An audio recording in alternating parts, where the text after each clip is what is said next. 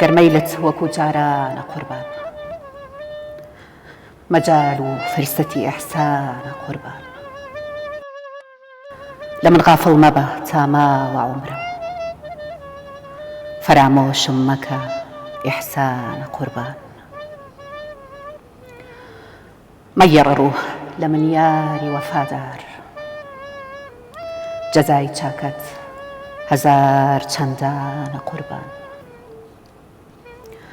تەوەسود کە بە چاکە بۆ نەجاتت، برووە عەجەب سەیرانە قوربان. شیفای هەر دەرد و خەم گەر مەرهەمێکە، دەوای دەردی گوناه ئیحسانە قوربان. قسەی من بگرە گوێ مایل بە حەق بە، وەفای دنیا کڵاو چەرخانە قوربان. محبی مخلیسی ئالی نەبی بە، دوعا گۆتم هەتا دەورانە قوربان. بپرسی گەر لە وەزع و حاڵی حەسرەت، هەموو هەر حەسرەت و هیجرانە قوربان.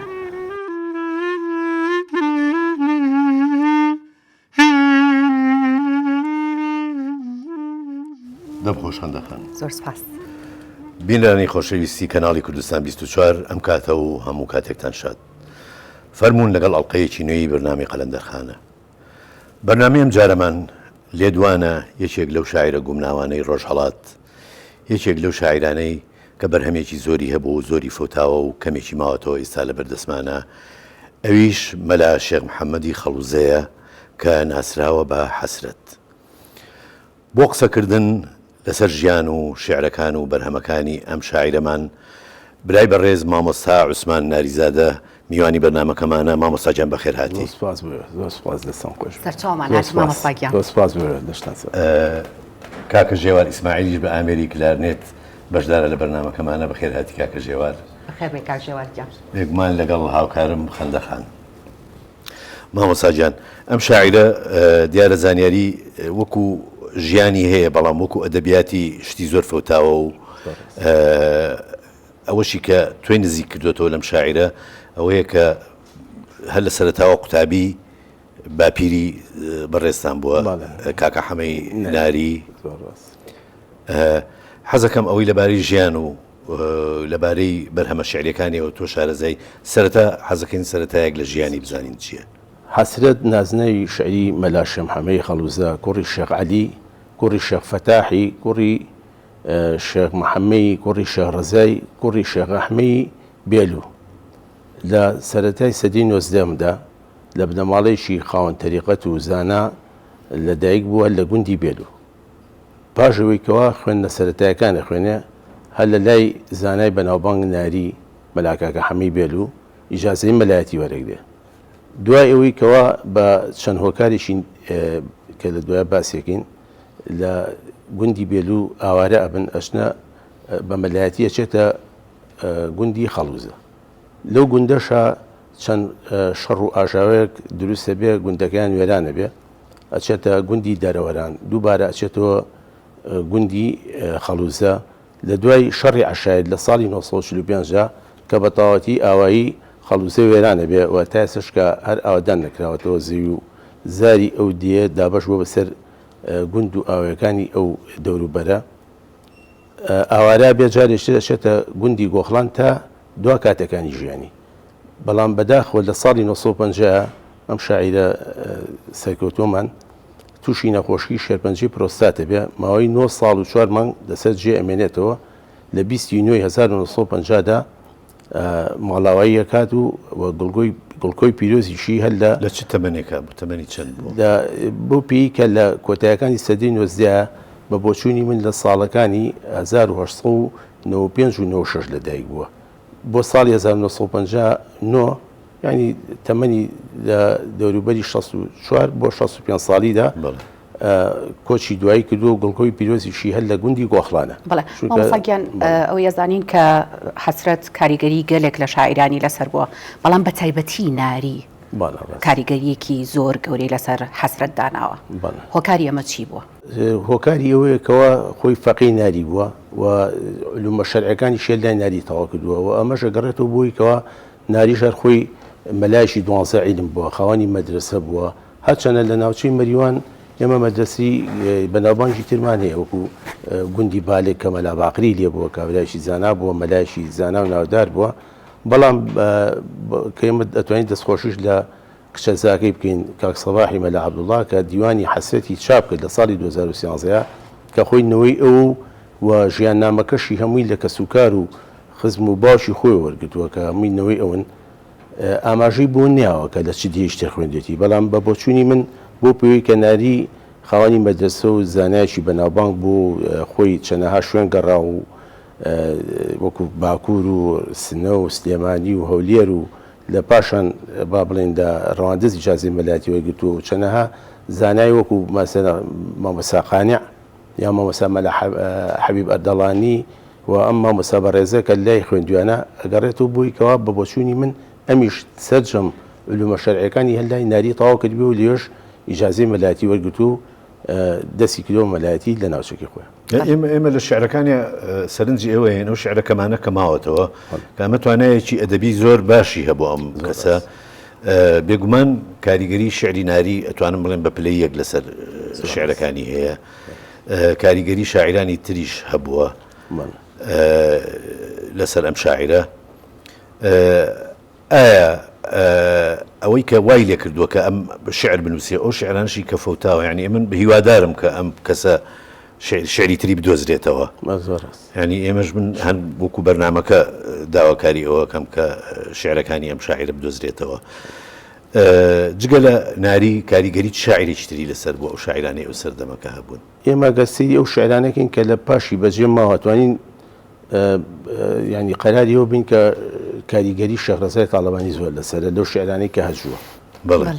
کاریگەری با بڵێن ناریمان باس کرد لەسەری لەو شعرانەی کە مناجاتە و لە شعرە فارسیەکانیە ئەو دەستنووسی کە لە دوای بەجێ ماوە خۆی کە بەداخەوە تەنها 5 شعری خۆی هەیە کە لە ماڵی مەلا عەبدوڵڵایە باشی کاک سەباح کە دیوانەکەی چاپ کردووە بەداخەوە لەو دەستنووسیە 5 شعری خۆی هەیە کە بەدەستی خۆی نووسێتی زۆربەی زۆری شاعرانی وەکو شێخ ڕەزای ناریە شاعرانی فارسە مەولەویە زۆر شاعری قانیع مامۆستا قانیع بەڵێ وەکو کەشکۆڵێکە بەجێماوە بەڵام بەداخەوە 5 شعری خۆی هەیە وەکو کاریگەری ئەمە توانین بڵین کاریگەری لە هەجوەکانەوە کە ئەیخوێنینەوە هەجوانێکی هەیەتی شعر هەجوەکانی ئەتوانی کاریگەریشی تەواوی شێخ ڕەزا دیارە بە شعرەکانی وەگەر ئاماژەش بین بە چەندانەیەشی لە شعرەکانی بۆ نمونە لەو شعرانی کە هەجووە ئەگەر ئیجازە بێت دانیشان ئاماژە بە دانیشان بم بڵێ بە هاوکاری کاک ژێوار فەرمە ماستەکیان ئەمە هەجووی حەسەن بەژی ئامۆزای حەمەڕەشیخانی بانەی کردووە بەم چوارینە ئەڵێن لە بۆیەن گوندێکە ئەڵێن لە بۆیەن بۆگەنت بڕا هەر وەکو لۆتی دەبەکەت دڕا خۆتم نەدیوە ئەشعارم دیوی بۆ معلوم بووە کەری سەرشیوی جاڵێن کە کاتی ئەمە گاتە ینی دەستی حەسەن بە کە ئامۆزای حەمەڕەشیخانی بانەیە ینی تووڕە ئەبێوەڵێ من ئەبێ ینی تۆڵەی لێ بکەم ومانە حەمەڕەشیخان بانگێکاڵێ من مەلا حەسەن دۆستێکی ئازیزی منە ئەبێ بە پێچەوانەوە لە باتوی تۆڵەی لێ بکەیتەوە ئەبێ چەند فەردێک چاڵتوشی بۆ بنێری وەکو هەدیە ینی بە زۆر بۆیە نێرێ بۆی یانی وەکو هەدیەک دیارێک ئەوڵار مەژی بۆ شعری حەمەڕەشیخانی بانەکە بۆ ئەو خزمەی خۆی نردووە هەجووی کردووە لەو شعرانی کە با بڵین کە هینی ناری پێوە دیارە ئێمە شعرمانەی مناجات ئەگەر ئاماژەی پێبین ئێمە شعرێکمانەی ناری کە ئەڵێ سوورەتی یاسین کە وەسفی حەزرەتی لەولا دەکا ئەهلی دڵ مایل بە جیلوەی سوورەتی تاها دەکا کە کاتی شعرەکەی مەلا حەسەنی شەخۆینەوە حەسرەت جوان هەستەکەین کەەوە ینی کاریگەریشی تەواوی با بڵێن ناری پێوە دیارە مەڵفەگیان ئێمە لەسەر تشکی قسەکانی بەڕێزت شەریکی مناجاتی حەسرەت ئەکەین بە میوان بە هاوکاری کاک ژێوار قیامەت هاتوو واوەیلا بە حاڵم یا ڕەسوول الله بەغەیری تۆ نییە مەحشەر مەجالم یا ڕەسوول الله کودور و ژەنجی قەسوەت وا دڵی پۆشیم بە ناچاری نەماوە زەڕێیە نووری کەماڵم یا ڕەسوول الله لنێو نامێ عمل نەمبێ بە غەیری شەڕ خوددا چ بکەم بە شوعلەی ناری عیسیان دڵز و خاڵم یا ڕەسوول الله لە هینگامی وەفاتم بۆ نەجاتم من ئەکەم ئەرجوو بە گورچی ناوەکەت بێتە خەیاڵم یا ڕەسوول الله لەگەڵ دین بەرخودا چ بکەم لە وەختی غەرغەرەی ڕۆحە لە جێی بیمی هەرزدانە بماڵم یا ڕەسوول الله کە جەننەت جێی مطیع و بۆ مکافاتی عیبادەت بێ وها چاکە هەتا مەحشەر بناڵم یا ڕەسوول الله کە حەسرەت مایلی عشقی مەجازی بێ مەزاجی ئەو ئەسەف بۆ مامەڵە و فکری بەتاڵم یا ڕەسوول الله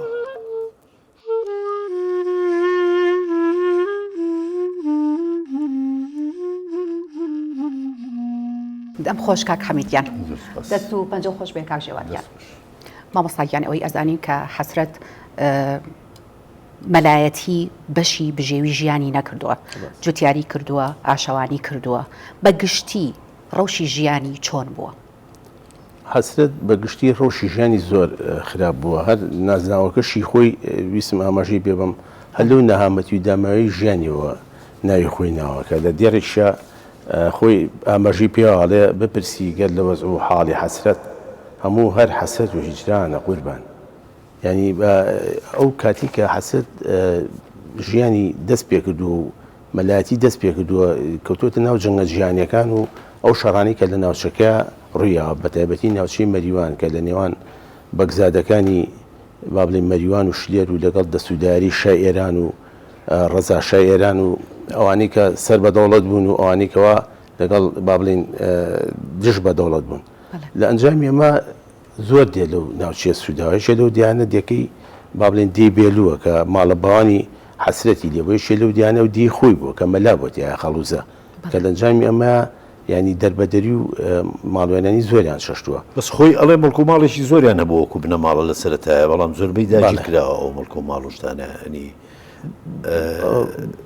بەڵکو و ماڵێکی زۆریان هەبووە بەڵام حەسرەت کە ژیانی ناخۆش بووە هۆکارەکەی بوو کە عیلیشی یانی خێزانێکی زۆر گۆری کەوتۆتە سەر بژێوی ژیانی ینی هەر خۆی نەبووە سەرەتا برا گەورەکەی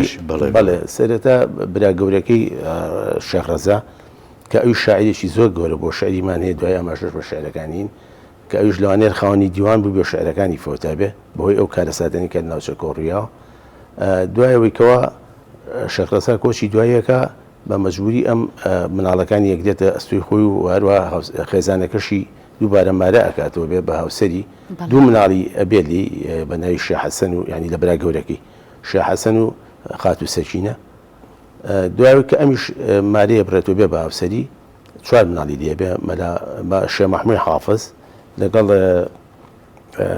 ئەمنەخان و زبەخان و لەگەڵ عەلێ و ئەو مناڵەشی بەداخەوە کە بە مەحموود حافظ ناوبانگی دەرکردووە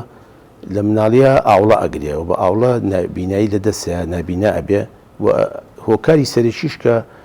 بڵین دوای خۆی ئەو شتانی کە فۆتاوە و بە کتێبخانە شتەکەی ئەگەڕێتەوە بۆی کە شێخ مەحموودی کوڕی نابینا بۆ حاڵەتی خۆی بۆ نەیتوانێت پارێزگاری تەواوی لێ بکە جگە لەوەش هەر ئەو کچی کە لە برا گەورەکەیەتی ئەویش هەر هاوسەرەکەی بە هینێکی نادیار بە جوانە بەرگەبێ و مناڵەکانی ئیشێکرد قسەیەکی خێزانێکی گەورە لە دەوری کۆ بێتەوە ئەم ناچارە بێ کەوا فەلاحەتی بکە ئاشەوانی بکە بووی بتوانێت بژێ ژیانی خۆی بەرێتە سەر بەڵام وەکوی ماڵ و مڵچیان ئەوەیەکەوە ئەمان ینی لە بڵێن باپیری چوارەم و پێنجەمیان کە شێخ مەحموود بێلووە خۆی باوشی ئەم لە نەوەی شێخ عیسای بەرزنجین لە دوێی دۆڵپەموو بوون شێخ ئەحمەدی بڵێن بێلوو ماڵی باشی شێخ ئەحمەدی بێلوو کە باپیری چوارەم و پێنجەمی حەسرەتە لە دێی دۆڵپەموو بوون و خاوەنی تەریقەت و تەشیە بوون دوایەوەیکەوە ئیجازەی ئیرشاد و تەریقەت لە باشی وەرەگرێ ئەچێتە دێی هەنگەژاڵ کە لای بانێ لە دێی هەنگەژاڵ بڵێن نیشتەجێ بێت تەشیەکاتەوە دوایی بە سەردانێکە چێتە ناوچەی مەریوان و دی بێلوو بەڵێ مامۆستاجیان اینەوە سەرباسەکەمان دوای ئەوەی خەندەخان شعرێکی تری حەسرەتمان پێشکەشەکە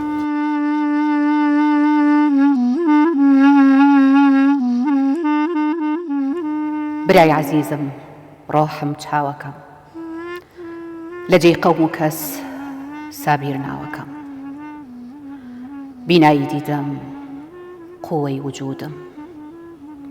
مای حیاتم عینی مەقسوودم باعیسی شادی دڵی پردەردم دەوای ئێشی دەرد هەناسەی سەردم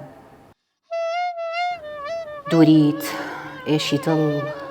مای هجرانە محرومیت باعث دا خیارانە براگیانەکەم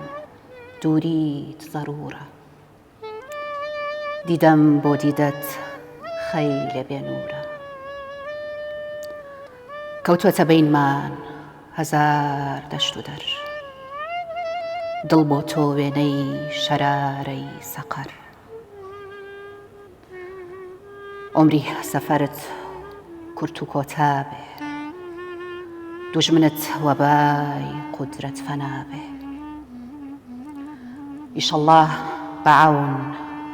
خودای لامەکان بە ئیزنی ڕەسوول ئەولادی عەدنان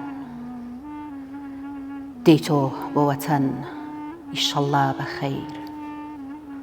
زوو بە سەلامەت بە سەفا و بە سەیر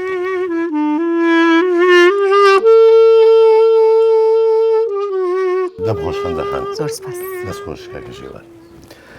مامۆساجان پرسیارێکمە بوو شاعیرێکی تریش هەیە بە ناوی خەڵوزە ئەو شاعیرە چێە و جیاوازی چییە هەر خەڵکی ئەو ناوچەیە یان ئەم نازناوی لە کێوە هەڵبژاردووە و جیاوازی چێ لەگەڵ ئەمە ئێمە شاعیری ترمان هەیە بە ناوی فەقێ خەڵوزە کە نازناوی با بڵێن میرزا ڕەشیدە ناوەکەی میرزا ڕەشیدە تقریبەن لە کاتە 100 ساڵ زیاتر لەمە پێشکە کۆچی دوایی کردووە هەر ئەوەندە دزانراوە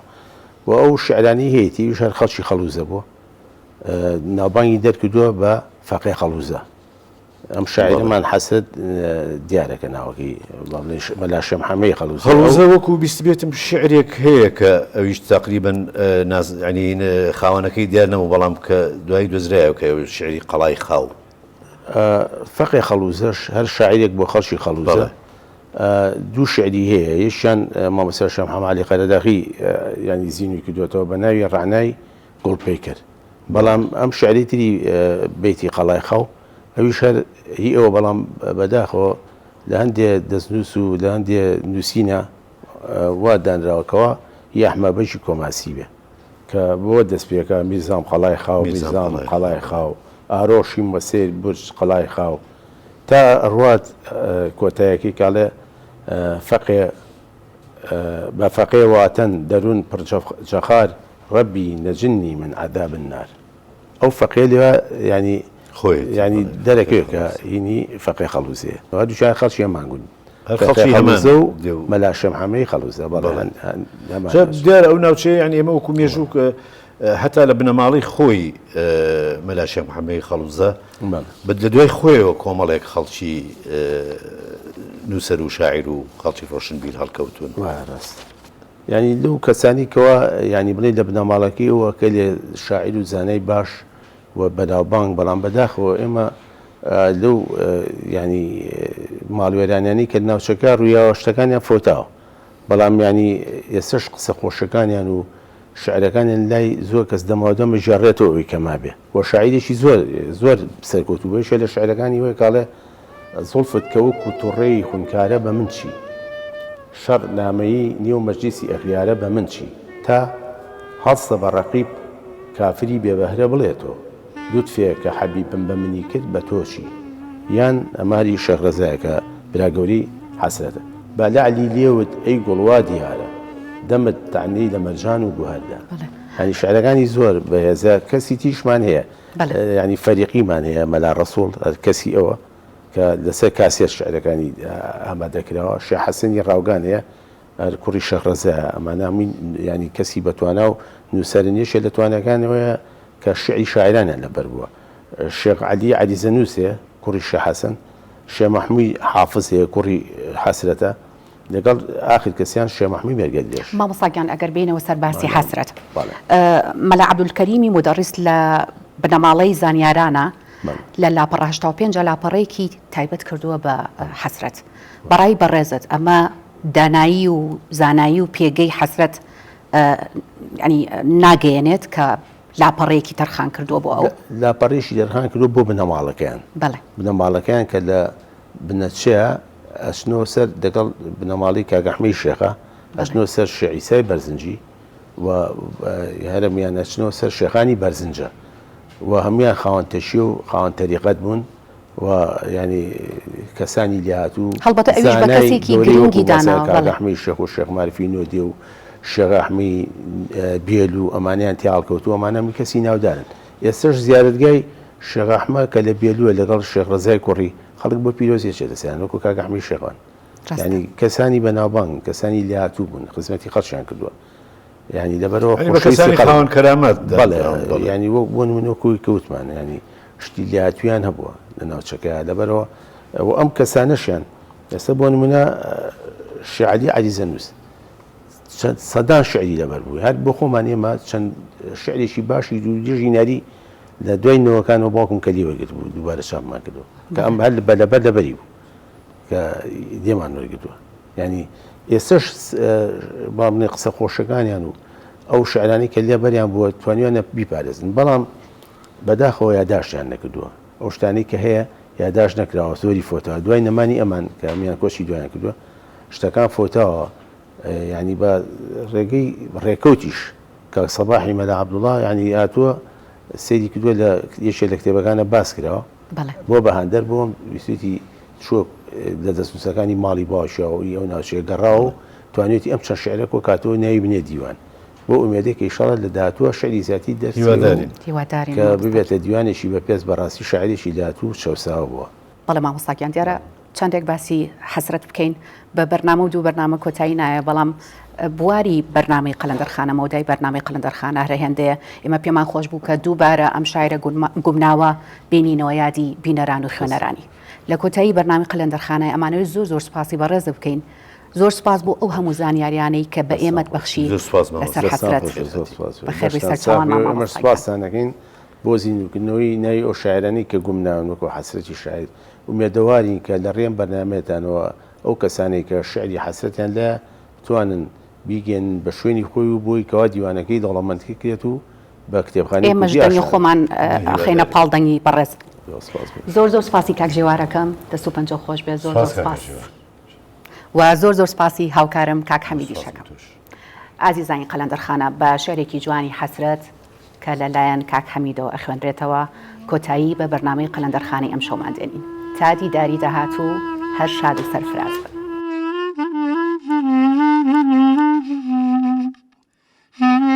کاریان دەردەم کاریان دەردەم هەمسەران دیسان کاریان دەردەم خەریکی خەیاڵ کردەی چەپگەردم وە ڕووی زامەوە وێڵی ڕووی هەردم مەحبوبەی شاهان دڵپەسەنم ڕۆ زولفان چون زنجیر عاشق بنم ڕۆ